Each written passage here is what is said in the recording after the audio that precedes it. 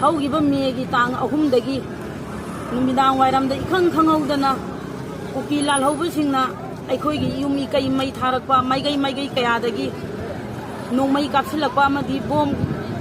ꯂꯪꯁꯤꯜꯂꯛꯄ ꯃꯤ ꯍꯥꯠꯄꯅ ꯀꯌꯥ ꯇꯧꯔꯛꯄꯗꯒꯤ ꯑꯩꯈꯣꯏ ꯏꯁꯥꯒꯤ ꯊꯋꯥꯏ ꯍꯤꯡꯖꯅꯕ ꯑꯩꯈꯣꯏ ꯊꯋꯥꯏ ꯄꯨꯗꯨꯅ ꯉꯁꯤ ꯆꯦꯜꯂꯛꯇꯨꯅ ꯉꯁꯤ ꯃꯐꯝ ꯑꯁꯤꯗ ꯃꯐꯝꯗ ꯂꯩꯕ ꯔꯤꯂꯤꯐ ꯀꯦꯝꯞꯁꯤꯡꯗ ꯃꯣꯔꯦꯗꯒꯤ ꯂꯥꯛꯂꯤꯕ ꯄ꯭ꯔꯖꯥ ꯈꯨꯗꯤꯡꯃꯛꯅ ꯑꯋꯥꯕ ꯀꯌꯥ ꯃꯥꯌꯣꯛꯅꯗꯨꯅ ꯉꯁꯤ ꯐꯥꯎꯕ ꯂꯩꯔꯤ ꯃꯁꯤꯗ ngasi ꯂꯩꯔꯤꯕ ꯃꯅꯤꯄꯨꯔ ꯒꯕꯔꯟꯃꯦꯟꯠꯅ ngasi ꯐꯥꯎꯕꯗ ꯑꯩꯈꯣꯏꯒꯤ ꯂꯩꯔꯤꯕ ꯑꯩꯈꯣꯏ ꯃꯣꯔꯦꯗ ꯂꯩꯔꯤꯕ ꯑꯩꯈꯣꯏ ꯃꯌꯥꯝ ꯃꯣꯔꯦꯗꯒꯤ ꯆꯦꯜꯂꯛꯂꯤꯕ ꯑꯩꯈꯣꯏ ꯃꯌꯥꯝꯁꯤꯒꯤ ꯑꯋꯥꯕꯁꯦ ꯀꯔꯤꯃꯠꯇ ꯎꯕꯤꯗꯅ ngasi ꯐꯥꯎꯕꯗ ꯋꯥꯍꯩ ꯑꯃꯠꯇꯅ ꯍꯥꯏꯗꯅ ꯂꯩꯕꯁꯦ ꯑꯩꯈꯣꯏ ꯃꯣꯔꯦ ꯄ꯭ꯔꯖꯥ ꯑꯃꯒꯤ ꯃꯍꯨꯠ ꯁꯤꯟꯖꯔꯒ ꯑꯩꯈꯣꯏ ꯌꯥꯝ ꯄꯦꯟꯗꯦ ꯃꯔꯝꯗꯤ ꯃꯣꯔꯦꯗ ꯂꯩꯔꯤꯕ ꯑꯁꯥꯝ ꯔꯥꯏꯐꯜꯅ ngasi मियाम प्रजा की ngakpinabani haiduna khallaga aikoi ngasi fawba leijabani adubu asam laifana nakal amal khatada yengaga aikoi maitai buna siro haina thadoga makoina nakal am khatada michang mikhai naina moina aikoi bu ngakpi chenbi basina aikoi ngasi di thawai puduna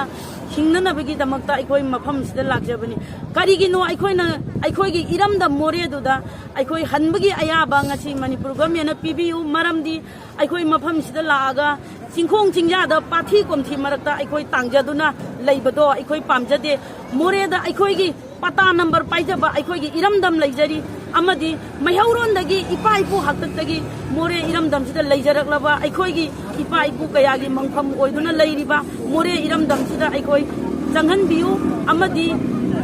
युम्मै कया थाखरबा इरलिथु कया तुंगरबा लैहौरिबा युम्मै चाहौदना लैहौरिबा अखोईगी युम्मी कैदो ngakpi senbinaba manipur post hajin biduna asam laifan amadi IRB asam laifan do athuba matamda lokthok piraga aikoi yumi kai senbina naba koi IRB thajin biu commando thajin biu more da hojik lairiba commando karigi mathau tohandriba masiju athuba matamda manipur government na hariba commando singa se mathau tohangadabani loina na aikoi bu athuba matamda aikoi gi more iram damduda aikoi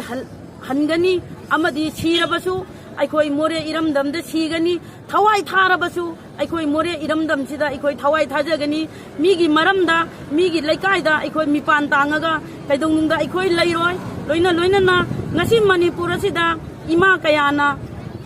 sorokta ahin kaya jarektuna isa isu kaya punsi बिखमना करबा लारिक लाइसु तमदुना लैगदबा छात्र छात्री कयाना नोमगी सीबा लेप्सिलक्त्रिबा असम लाइफनगी मरु कापसिले हाइबा खंगबा LONGi सेतबा सीरे हाइबा खंगा पाउदा करिगिनो ngasi सरकारना मना तातदना लैरिसे मसिना ताकपदि अखोई मोरे मणिपुर खुदि मणिपुरदा लैरिबा मियाम से थवै उसित्रे हाइबसे अखोई हाइनिंगी मरम मदुना अथुबा मतमदा अखोई मोरेदा चंगहनबियु अखोई मोरेदा लैनिंगी मणिपुरदा इनारसी चना हनगदबनी लोइना ना अखोई मोरेदा लैगनी अखोई सीरबसु अखोई मोरेदा सीगनी कुइरे बसे अखोई याम वादा थानी मी लेरे बसे याम वा अखोई ने लिख किन बदे इगसु अवल अपादि अमत लैते हाइरगसु युम नुसी दे युम दुना कोई संगिनी कोनाली तानी मोरेदा अदिना मोरे हाइबे लंदन दुदा कोई बोक्सरकपनी मसी सही यांखै हेने मोरे सिले लेरे बसे अदुकी मति अखोई याम नुंगाइ ले मी ngasi ngarang sitane अखोइना असुकी मति वाराइसे बसे अखोई मणिपुर गवर्नमेंटना सोइबदगिने हाइजनिगी मरमदी असुकुइना लाकबसे मोरेसदा मितोबे आमचा बर्मादगी रिफ्यूजी मयाम लाइबसे ngasi थिंगौदबदैने ngasi अखोइगी मोरे प्रजान सुयाम नुंगाराइबसे अदुना अखोइ मोरे हाइबा लमदम सिदा लैबे यानबा मोरे मणिपुर गवर्नमेंट सिंबियु उदि गवर्नमेंटना अखोइगी युम साबिब से अखोइ लैजनिंगदे अखोइ मोरेदा हलनबियु मोरेदा चंगबा यानबा सिंबियु मोरेदगी कमांडो लखोपीगनु मोरेदा लैबा कमांडो से लखोपीबा मतमदा अखोइगी मोरे पार्टी बैतै सिंसे अदुकी मति अवाम हाइबदु ओइगनी अदुना यारगदी मोरेदा चंगबा यानबा अखोइगी स्टेट की पोस्ट थंबा पामी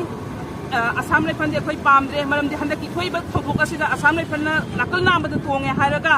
अखोइगी मैतै सिंग अदुकी मति अखोइनु ओटबा नैबसे अखोइ पेंद्रे मोरेदा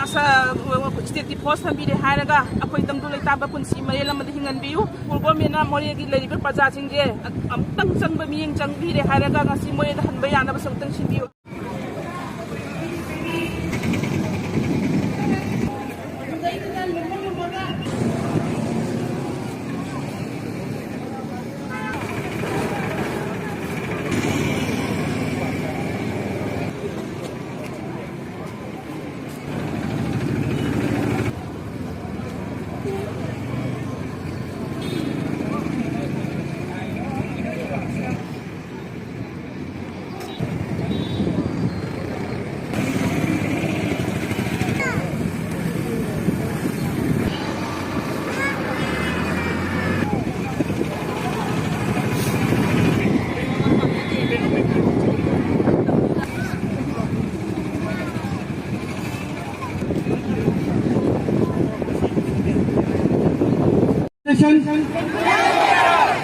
ꯃꯅꯤꯄꯨꯔꯗꯒꯤ ꯑꯁꯥꯝ ꯔꯥꯏꯐꯜ